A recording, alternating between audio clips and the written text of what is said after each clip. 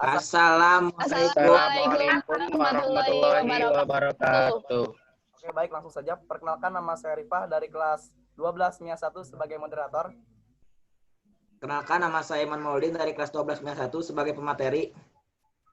Perkenalkan, nama saya Adi Nuryadi dari kelas 12 MIA 1 sebagai pemateri. Perkenalkan, nama saya Pina Nurhalija dari kelas 12 MIA 1 sebagai pemateri. Nama saya Sofiatul Mustafida dari kelas 12 MIA 1 sebagai pemateri. Perkenalkan, nama saya Neng Opih dari kelas 12 MIA 1 sebagai pemateri. Bismillahirrahmanirrahim. Assalamualaikum warahmatullahi wabarakatuh. Saya Rifah dari kelas 12 MIA 1. Saya sebagai moderator yang akan mengatur jalannya presentasi kelompok ini. Sebelum lebih lanjut, marilah kita panjatkan puja dan puji syukur kita kehadirat Allah Subhanahu wa taala yang telah melimpahkan segala karunia nikmat, sehat jasmani dan rohani, dan nikmat iman wal Islam. Selawat serta salam semoga tetap tercurah kepada junjungan kita Nabi besar Muhammad. Langsung saja kita buka presentasi ini dengan mengucap lafaz basmalah. Bismillahirrahmanirrahim. Materi 1 Sofiatul Mustafida. Waktu dan tempat saya persilahkan. Assalamualaikum warahmatullahi wabarakatuh. Perkenalkan, nama saya Sofiatul Mustafida dari kelas 12 MIA 1 kelompok 5 PKN. Terima kasih kepada moderator karena telah mempersilahkan saya untuk mempresentasikan atau menyampaikan materi tentang kasus-kasus pelanggaran hak dan pengingkaran kewajiban warga negara. Yang pertama, apa saja solusi yang dapat dilakukan untuk mengurangi pelanggaran? Yang pertama, penetapan hukum yang lebih tegas. Kedua, mengadakan sosialisasi terhadap peraturan lalu lintas. Yang terakhir, mengadakan sosialisasi terhadap kecelakaan yang terjadi agar ketertiban berjalan dengan baik. Yang kedua, apa saja yang masih menyebabkan terjadinya pelanggaran? Yaitu minimnya pengetahuan mengenai peraturan lalu lintas, kesadaran manusia itu sendiri, dan kendaraan yang sudah tidak layak pakai. Yang ketiga, siapa saja yang harus bertanggung jawab dalam pelanggaran, yaitu polisi. Yang keempat, apakah pihak polisi mendapat hak khusus untuk bebas melanggar lalu lintas? Polisi mempunyai hak khusus, disebut diskresi, sebagaimana dalam Pasal 18 ayat 1 Undang-Undang 2/2002 yang tentang Kepolisian Negara RI yang berbunyi, untuk kepentingan umum, pejabat Kepolisian Negara Republik Indonesia dalam melaksanakan tugas dan wewenangnya dapat bertindak menurut penilaiannya sendiri. Yang terakhir, misalkan ada anak di bawah umur, dia mengendarai sepeda motor karena jarak dari rumah dan ke sekolahnya lumayan jauh dan jarang sekali adanya angkutan umum, tetapi dia belum memiliki surat izin mengemudi. Apakah itu terdapat masuk ke dalam pelanggaran atau tidak? Ya, itu termasuk dalam pelanggaran. Maka ia dijerat pidana berdasarkan pasal 281 UU LLAJ. Cukup sekian yang bisa saya sampaikan. Terima kasih. Wassalamualaikum warahmatullahi wabarakatuh. Terima kasih kepada Sofiatul Mustafida yang telah menyampaikan pematerinya. Lanjut pemateri selanjutnya, yaitu saya sendiri. Saya Rifah akan menyampaikan materi lanjutan dari sebelumnya. Dan materi ini terkait bagaimana cara kita melihat peluang usaha dari lingkungan sekitar. Oke, langsung saja. Izinkan saya untuk mempresentasikan hasil diskusi kelompok terkait pertanyaan yang telah saya buat. Jadi pada ilustrasi gambar yang tertera, pajak tidak termasuk ke pelanggaran yang diilustrasikan pada gambar tersebut. Ada yang sudah dan mungkin juga ada yang belum, karena tidak semua yang sudah membayar pajak itu tidak melanggar, dan yang belum membayar pajak itu malah melanggar. Akan tetapi bisa saja sebaliknya. Bagaimana kita melihat dari kedisiplinan mereka yang menaati peraturan lalu lintas tersebut? Para pengendara itu disiplin dalam menaati peraturan pemerintah, misalnya membawa helm atau surat-surat motor atau mobil lainnya dengan kendaraan yang mereka kendarai. Jika ada lampu merah, maka harus berhenti dan tidak menerobos. Jika ingin berputar arah, maka harus mencari belokan untuk berputar arah, tidak sembarangan berbalik arah. Memakai sabuk pengaman. Jika para pengendara motor itu membawa penumpang, jangan lebih dari 1 atau 2 orang. Pelanggaran-pelanggaran bisa terjadi karena fasilitas jalan mungkin di kota besar sudah hampir sangat baik, meskipun kadang kemacetan itu sering terjadi, dan di kota kecil atau perkampungan belum begitu baik karena kurangnya kesadaran pemerintah terhadap kota-kota kecil dan perkampungan atau pedesaan. Pertanyaan yang saya sampaikan atau yang ingin dipertanyakan terkait ilustrasi gambar yang diberikan sudah hampir terjawab dengan diskusi yang telah kami lakukan melalui virtual. Karena kondisi pandemi ini tidak memungkinkan untuk berdiskusi secara langsung. Mungkin hanya sampai di sini. Dilanjut pemateri selanjutnya. Kurang lebihnya mohon maaf. Wassalamualaikum warahmatullahi wabarakatuh. Silakan kepada pemateri 3, Neng Opih, untuk menyampaikan materinya. Assalamualaikum warahmatullahi wabarakatuh. Perkenalkan, nama saya Neng Opih dari kelas 12 MIA 1. Di sini saya akan mempresentasikan pertanyaan dan jawaban yang telah saya buat. Pertanyaannya, 1. Siapa yang akan atau harus bertanggung jawab dalam pelanggaran? 2. Apa solusi yang dapat dilakukan untuk mengurangi pelanggaran tersebut? 3. Apa saja yang masih menyebabkan terjadinya pelanggaran? 4. Mengapa masih ada polisi yang lengah terhadap pelanggaran lalu lintas? 5. Mengapa penilangan masih ada yang tidak adil? Di sini saya akan menjawab pertanyaan tersebut. 1. Jawaban yang pertama yaitu polisi. Jawaban yang kedua ada 3. 1. Penetapan hukum yang lebih tegas, bukan permainan salam tempel di jalan. 2.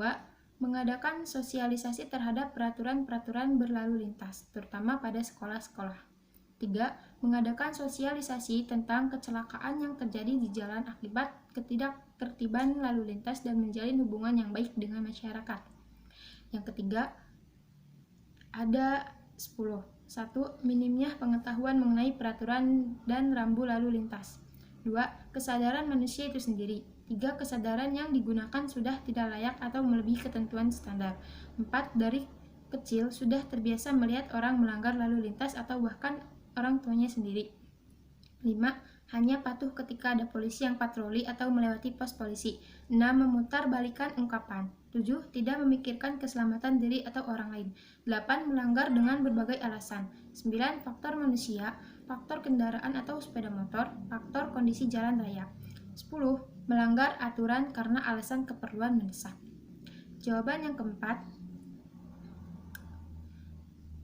polisi mempunyai hak khusus disebut di seksi sebagaimana dalam pasal 18 ayat 1 Undang-Undang Nomor 2 Tahun 2000 tentang Kepolisian Negara Republik Indonesia yang berbunyi untuk kepentingan umum pejabat kepolisian negara Republik Indonesia dalam melaksanakan tugas dan wewenangnya dapat bertindak menuntut penilaiannya sendiri. Terima kasih kepada Neng Opih yang telah menyampaikan materinya. Dilanjut dengan pemateri selanjutnya yaitu Pina Nurhalijah.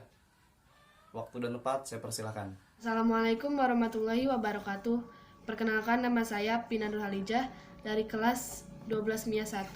Di sini saya akan mempresentasikan pertanyaan dan jawaban yang saya buat. Pertanyaan pertama, bagaimana cara mengatasi atau menghilangkan kasus-kasus pelanggaran tata tertib lalu lintas? Jawabannya, dengan cara 1. Penetapan hukum yang lebih tegas. 2. Mengadakan sosialisasi terhadap peraturan-peraturan berlalu lintas. 3. Mengadakan sosialisasi tentang kecelakaan yang terjadi akibat ketidaktertiban lalu lintas. Pertanyaan kedua, mengapa masih ada pelanggaran lalu lintas?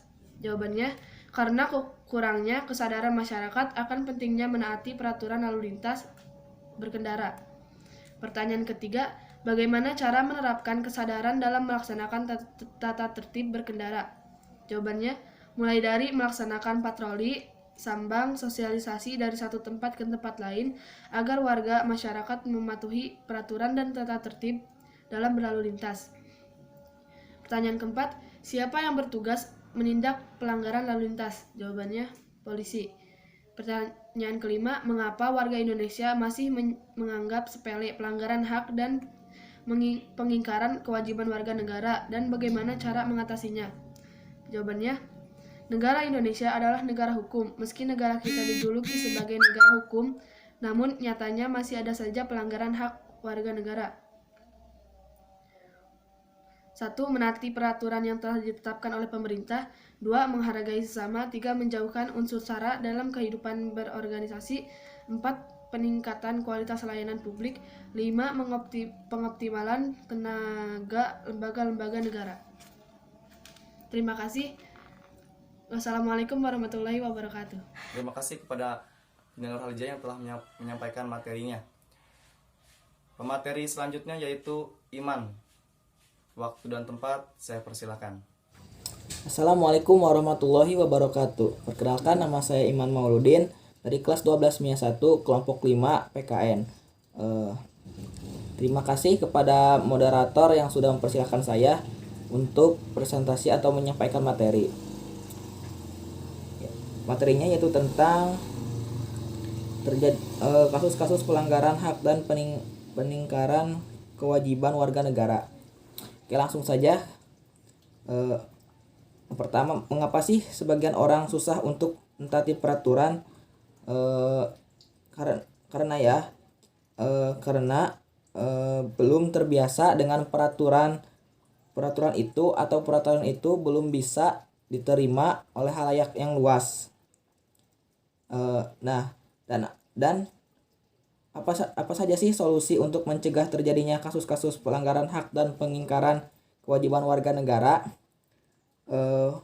Jawabannya, pemerintah harus melakukan sosialisasi ke seluruh rakyat dan pentingnya menjalankan kewajiban sebagai warga negara, dan juga pembuatan dan pemberian sanksi yang tegas dan jelas. Selanjutnya, siapa saja yang harus bertanggung jawab atas terjadinya kasus-kasus pelanggaran hak dan pengingkaran kewajiban warga negara? Yang pertama, dari kita sendiri, yaitu warga negara atau rakyat. Dan yang kedua yaitu Komnas HAM. Selanjutnya, mengapa kasus pelanggaran hak dan kewajiban pengingkaran kewajiban negara masih terjadi?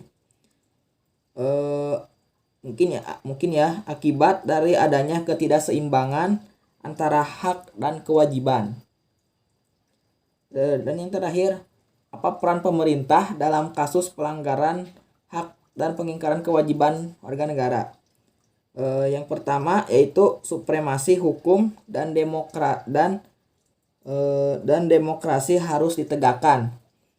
Yang kedua, mengoptimalkan peran lembaga-lembaga.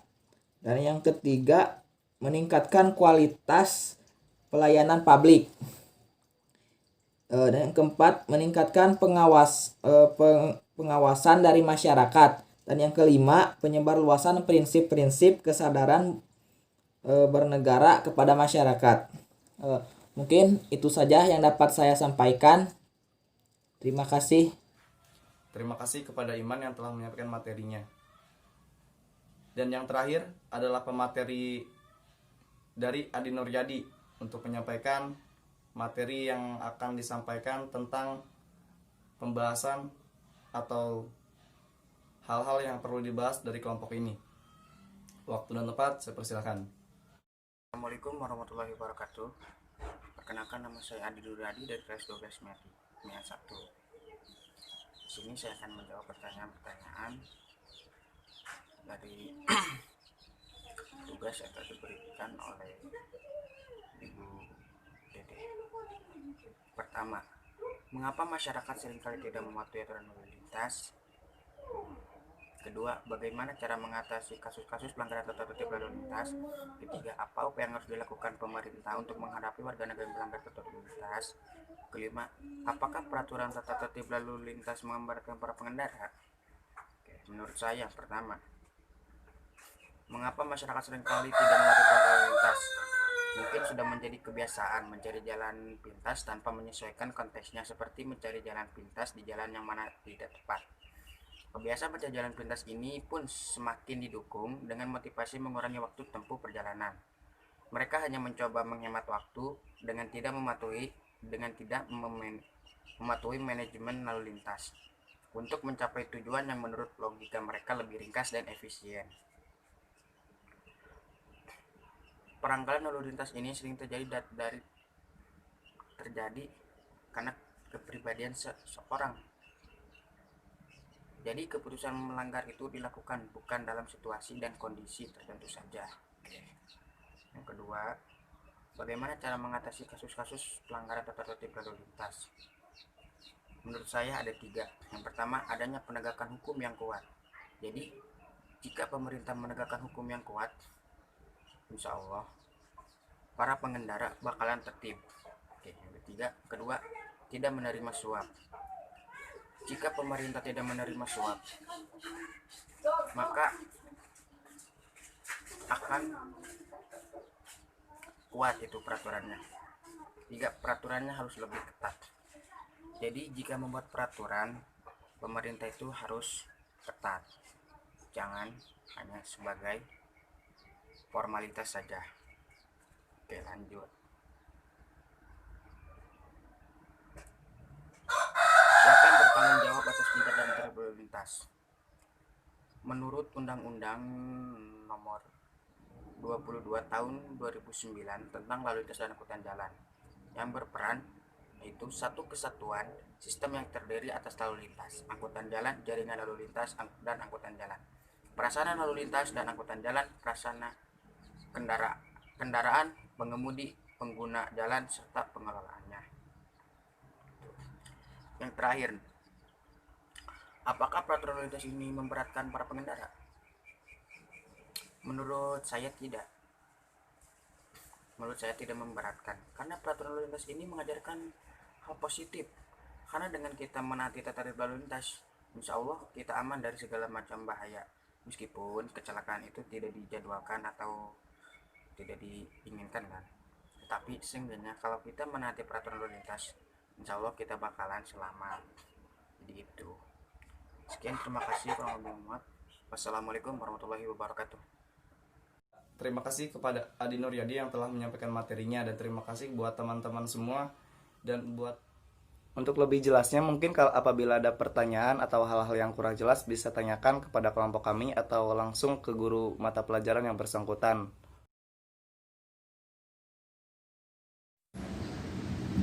Assalamualaikum warahmatullahi wabarakatuh.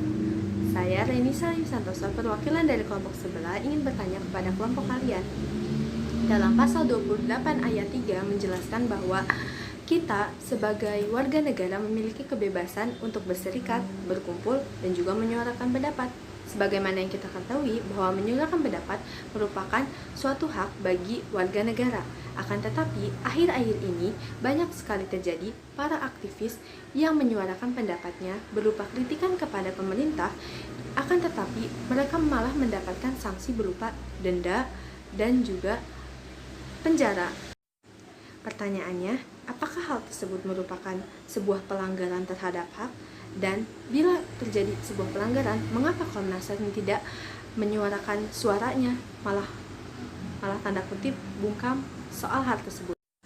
Dan apabila pemerintah saja melanggar hak warga negara serta Komnas HAM yang tidak bersuara apapun, lalu siapa yang akan menjadi penegak dari setiap hak dan kewajiban bagi para warga negara jika bukan pemerintah, Komnas HAM? Lalu siapa? Terima kasih. Wassalamualaikum warahmatullahi wabarakatuh. Oke, jawabannya bukan. Kenapa bukan? Kan tadi juga sudah dijelaskan kan di pasal 28 ayat 3, kita sebagai warga negara memiliki kebebasan untuk berserikat, berkumpul, dan menyuarakan pendapat. Dan Asa juga bilang bahwa menyuarakan pendapat adalah suatu hak bagi warga negara. Terus tadi Asa mengilustrasikan bahwa sekarang para aktivis yang mengkritik pemerintah malah dikenakan denda dan dipenjara. Nah, sebenarnya itu tidak melanggar hak dan kewajiban kalau menurut pasal 28 ayat 3. Mungkin hanya sekian, kurang lebihnya mohon maaf. Semoga bermanfaat. Wassalamualaikum warahmatullahi wabarakatuh. Assalamualaikum warahmatullahi wabarakatuh.